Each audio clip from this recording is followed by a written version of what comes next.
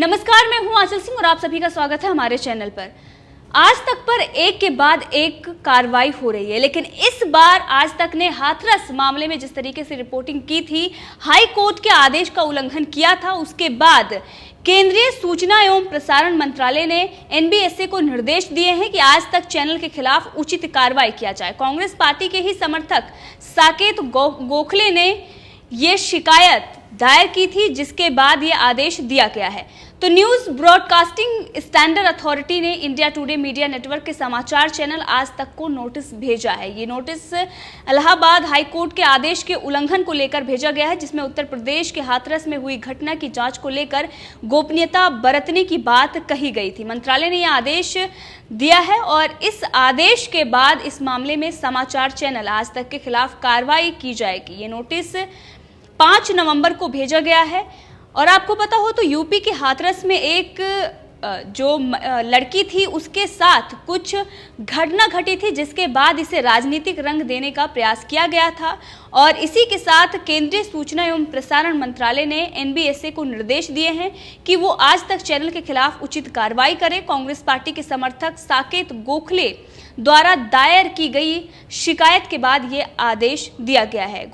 गोखले ने उत्तर प्रदेश की सरकार के एडिशनल मुख्य सचिव को पत्र लिखकर आरोप लगाया था कि आज तक ने हाथरस मामले में चल रही सीबीआई जांच को लेकर खबर चलाई थी, जबकि इलाहाबाद हाईकोर्ट ने इस मामले में गोपनीयता बरतने के स्पष्ट आदेश दिए थे, लेकिन आज तक ने हाई कोर्ट के आदेश का उल्लंघन करते हुए इस पूरे मामले में रिपोर्टिंग की थी। और आज तक ने सीबीआई द्वारा मृतका के परिवार से पूछे गए प्रश्नों को लेकर खबर चलाई थी, जिसके बाद साकेत गोखले ने इलाहाबाद हाई कोर्ट के आदेश के उल्लंघन का मामला बताया। गोखले ने इसे शर्मनाक करार दिया है। अब केंद्रीय सूचना एवं प्रसारण मंत्रालय ने एनबीएसए से कहा है कि वो 15 दिनों के भीतर इस मामले में एक्शन लें। इंडिया टुडे मीडिया नेटवर्क इससे पहले भी कई नियमों के उल्लंघन के मामलों में एजेंसियों की जांच का सामना कर रहा है। अगर हम देखें टीआरपी घोटाला, उसमें भी इंडिया टुडे का नाम आया था, लेकिन महाराष्ट्र सरकार ने ना तो एफआईआर दर्ज की और ना ही कोई कार्रवाई की, जबकि परमवीर सिंह ने क्लीन चिट दे दी। तो इससे ये दिखाई देता है कि इंडिया टुडे किस तरीके से झूठी पत्रकारिता करता है। हाथरस में जो कुछ भी इसने किया, उसके बाद तो इस पर कार्रवाई भी हो रही है। कई पत्रकारों पर इस पूरे मामले में एनएसए भी लगा था, क्योंकि उन्होंने गलत रिपोर्टिंग की थी। किस तरीके से राजनीतिक रंग देकर मामला कुछ और दिखाया कुछ और गया था। यहाँ तक कि गवाहों को किस तरीके से उनके बयान को चेंज किया जा रहा था। आज तक की एक रिपोर्टर जिसका ऑडियो भी वायरल हो रहा था, वो किस तरीके से वीडियो बनाने के लिए उनको प्रेरित कर रही थी और ये कह रही थी कि जिस तरीके की वीडियो प्रियंका गांधी वाड्रा ने सोशल मीडिया पर डाली है, उसी तरीके की वीडियो हमें भी चाहिए और आप बनाकर प्लीज दे दीजिए। ये सारी चीजें जब सामने आई थी तो आज तक का विरोध हुआ था, बहिष्कार हुआ था और कानूनी कार्रवाई करने की बात कही गई थी। कुछ मामलों में बाकी जो और पत्रकार हैं और बाकी जो और चैनल थे, उन लोगों पर कार्रवाई हुई, लेकिन आज तक पर ये बहुत बड़ी कार्रवाई है, क्योंकि इससे पहले आज तक ने जुर्माना भी दिया 1 लाख का। सुशांत सिंह राजपूत मामले में किस तरीके से खबर दिखाई, झूठी पत्रकारिता की गई आज तक के तरफ से, और उसके बाद जुर्माना भी देना पड़ा और माफ़ी भी मांगनी पड़ी। पहले तो उन्होंने माफ़ी नहीं मांगी, जब जनता ने इस बात का विरोध किया तो उसके बाद 1 दिन बाद इन्होंने माफ़ी मांगी। लेकिन अब इस पूरे घटनाक्रम पर अगर हम नज़र डालें, और इसी के साथ आज तक जो सबसे आगे होने का दावा करता है और इसके साथ ही वो कहता है कि हम पर आप विश्वास कर सकते हैं, जबकि वो झूठी पत्रकारिता करता है, वो गलत चीज़ें दिखाता है, इसके लिए वो मशहूर है और इसीलिए सबसे तेज और सबसे आगे होने का दावा करने वाला आज तक आज बहुत पीछे चला गया है। इंडिया टुडे ग्रुप लगातार साजिश और षड्यंत्र रचता आ रहा है। टीआरपी घोटाले में इंडिया टुडे का नाम था, लेकिन उन्होंने रिपब्लिक भारत का नाम बदनाम किया और किस तरीके की खबर चलाई। अब कांग्रेस के ही समर्थक हैं और ये जो वकील साकेत गोखले, आपने देखा था कि राम मंदिर मामले को लेकर भी ये इन्होंने पिटीशन फाइल की थी और अब इन्होंने आज तक को लेकर इस तरीके से याचिका दायर की, शिकायत की थी, जिस पर ये कार्रवाई हुई है। तो ये देखना होगा कि आज तक जो कई दिनों से इस तरीके से हरकतें करता आ रहा है और बड़े बड़े जिन्होंने घोटाले किए हैं और दूसरों की पत्रकारिता पर सवाल खड़े कर रहे हैं, आज उनकी पत्रकारिता पर सवाल खड़े हो रहे हैं। इसी के साथ अरुणपुरी और कालीपुरी पर भी सवाल खड़े हो रहे हैं, क्योंकि एनबीए अगर केंद्रीय सूचना प्रसारण मंत्रालय ने आदेश नहीं दिया होता तो इन्होंने आज तक कोई कार्रवाई नहीं की, जबकि आज तक इस बात का दावा करता है कि वो एनबीए का सदस्य है और इस पूरे मामले में अगर कोई भी गलती करेगा तो उस पर कार्रवाई होगी, जबकि कोई कार्रवाई नहीं हुई। इससे पहले सुशांत सिंह राजपूत मामले में जब इससे माफी मांगने के लिए कहा गया था तो इन्होंने माफी तक नहीं मांगी। उसके बाद जब जनता ने विरोध किया तो दूसरे दिन इन्होंने माफी मांगी। इससे दिखाई देता है कि ये सिर्फ दावे करते हैं और नंबर 1 होने का दावा ये आज भी कर रहे हैं, लेकिन ये बहुत पीछे पहुंच चुके हैं। उसके बाद भी इस तरीके की पत्रकारिता और इस तरीके का झूठ बोला जाता है। और वहीं अर्णव गोस्वामी, जिन्होंने ना उनका टीआरपी मामले में नाम था, ना ही उनके मीडिया नेटवर्क का कुछ लेना देना था, उसके बाद भी मुंबई पुलिस उन पर किस तरीके की बर्बरता कर रही है, मीडिया की आवाज को दबा रही है। वहीं दूसरी तरफ जो पत्रकार, जो मीडिया हाउस झूठ परोसते हैं, उनको अवार्ड पर अवार्ड मिल रहे हैं। अगर आपने देखा हो तो तनिष्क को लेकर अभी तनिष्क के शोरूम पर अटैक हुआ, ऐसी खबर एनडीटीवी ने चलाई थी। आज तक लगातार ऐसी खबरें चलाता आ रहा है जिसका कोई लेना देना नहीं है वास्तविकता से, उसके बाद भी इन लोगों को अवार्ड मिल जाते हैं। तो ये देखना होगा कि किस तरीके की मानसिकता हमारे देश में है और इतनी बड़ी जो आज तक पर बड़ी कार्रवाई हो रही है, ये भी देखना होगा कि नंबर 1 होने का जो दावा आज तक चैनल करता आ रहा है कितनी सच्चाई रही है।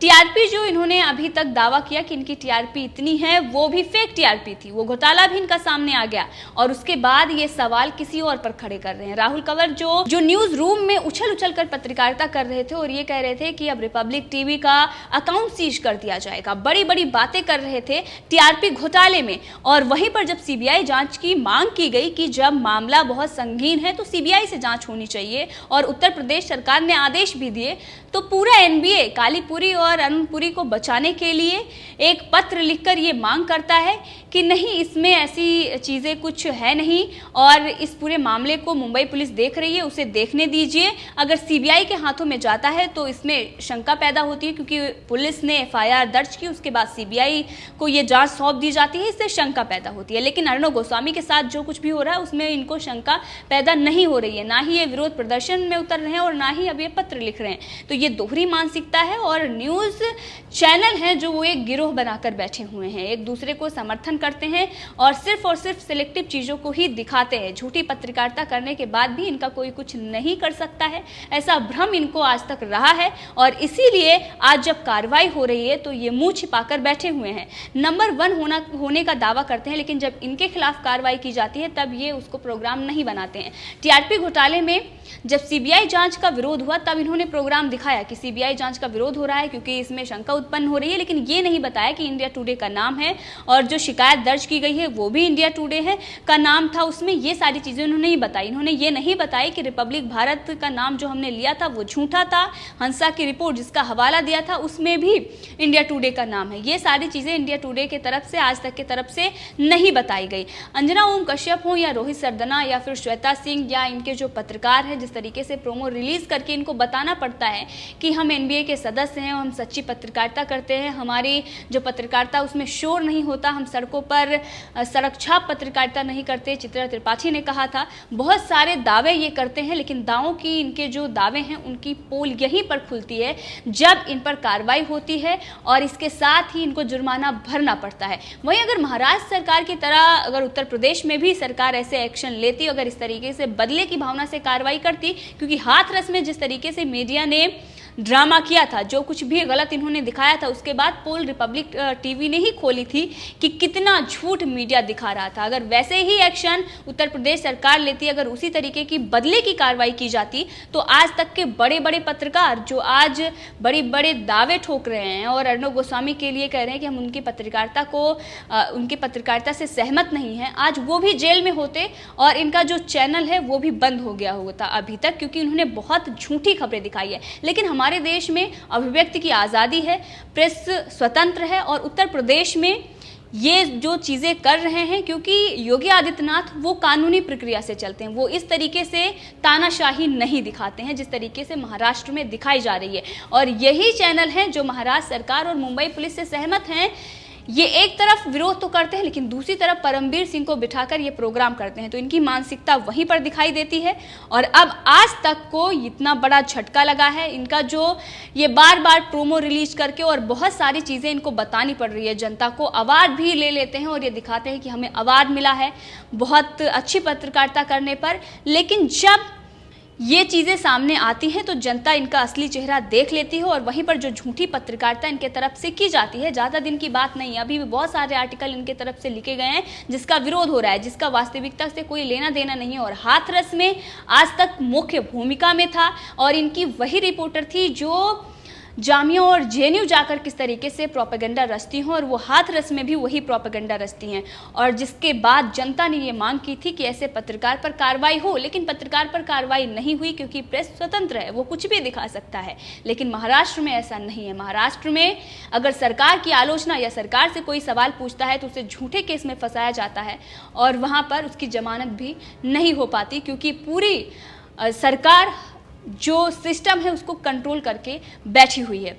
तो ये आज तक के लिए बहुत बड़ा झटका है और अब जल्द से जल्द उन पत्रकारों पर भी कार्रवाई होनी चाहिए जो गलत रिपोर्टिंग कर रहे थे, जो झूठ फैला रहे थे और जनता को भ्रमित कर रहे थे, जबकि मामला कुछ और था। और अभी भी इस पूरे मामले में जांच चल रही है। योगी आदित्यनाथ ने सीबीआई जांच के लिए आदेश दिए थे और सीबीआई इस पूरे मामले में जांच कर रही है। और इसी के साथ हाई कोर्ट ने आदेश दिया था कि गोपनीयता बनाकर रखें। उसके बाद भी हाई कोर्ट का जो आदेश था, जो निर्देश था, उसका उल्लंघन करके आज तक ने रिपोर्टिंग की।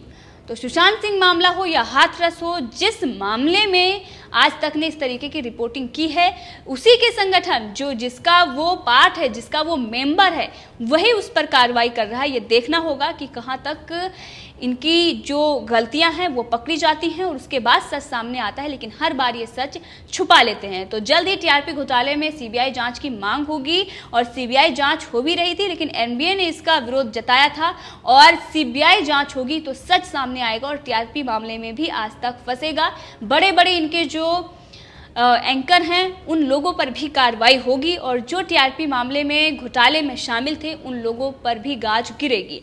तो हाथरस मामले में बहुत बड़ा कदम केंद्रीय सूचना प्रसारण मंत्रालय ने उठाया है और अब जल्द ही आज तक को माफ़ी भी मांगनी पड़ेगी और जुर्माना भी भरना पड़ेगा क्योंकि अब एनबीए कार्रवाई इस पूरे मामले में करेगा। एनबीएसए को निर्देश दिए गए हैं और जल्द ही आज तक को बड़ी कार्रवाई का सामना करना पड़ सकता है। तो इस पूरे मामले में आपकी क्या राय है, कमेंट करके जरूर बताएं। अगर आपने अभी तक चैनल को सब्सक्राइब नहीं किया है तो कर लें ताकि हर अपडेट आप तक पहुंचती रहे। धन्यवाद।